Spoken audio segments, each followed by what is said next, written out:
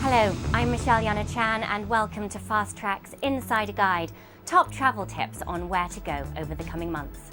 I'm just back from the Atlas Mountains, where I stayed in the Aurica Valley, an ideal base in summertime when the mountains keep it cool, yet you're still within striking distance of Marrakesh's bustling Medina. Now for the next couple months you might want to skip the Sahara, but by September temperatures will be falling.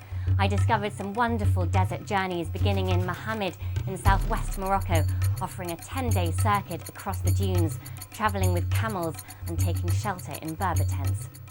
It was the year that shook Rome. In 410 AD, the city fell to Alaric's Goths, and this year, on August 24th, it will be 1600 years since that moment, which changed the course of European history. A number of Rome's classical sites have recently been restored, but the city's also having a 21st century renaissance.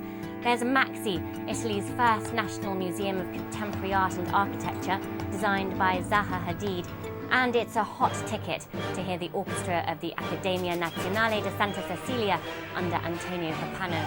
They play at the Auditorium Parco della Musica, also the venue for the Roma Europa Autumn Festival, starting in September.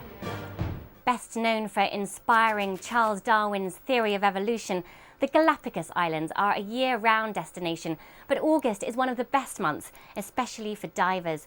The Humboldt Current brings cold water rich in plankton, which attracts fish and birds. On land, animals are also more active at this time of year, and birds like the blue-footed boobies engage in spectacular courtship displays.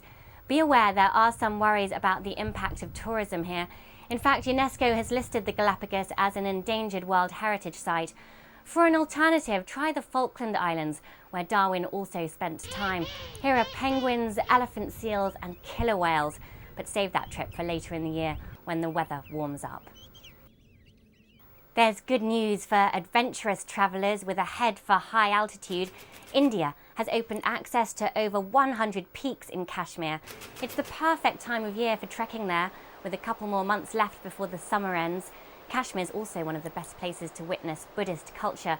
Ladakh is nicknamed Little Tibet, and I'd say it's a better alternative than the bigger version across the mountains in China.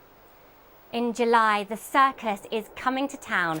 The Montreal Complètement Cirque will host feats of daring and sometimes folly in this Canadian city, which has become a breeding ground for big top spectacles and performing arts.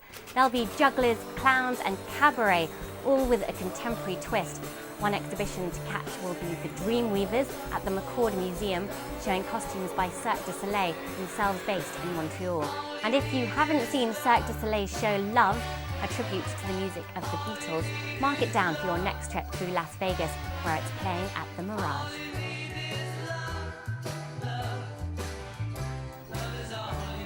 There'll be celebrations on the streets of Mexico, which this year is marking the bicentennial of its independence.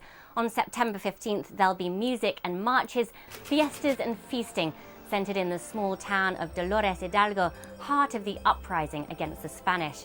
Note that a week after the anniversary is the autumn equinox, when the Mayan ruins of Chichen Itza take center stage.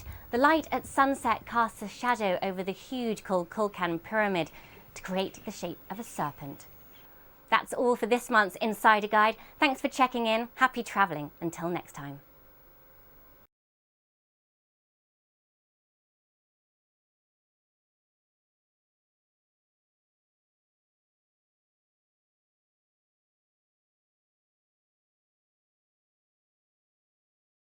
Here in Zocalo Square, an all-night party has begun to mark Independence Day.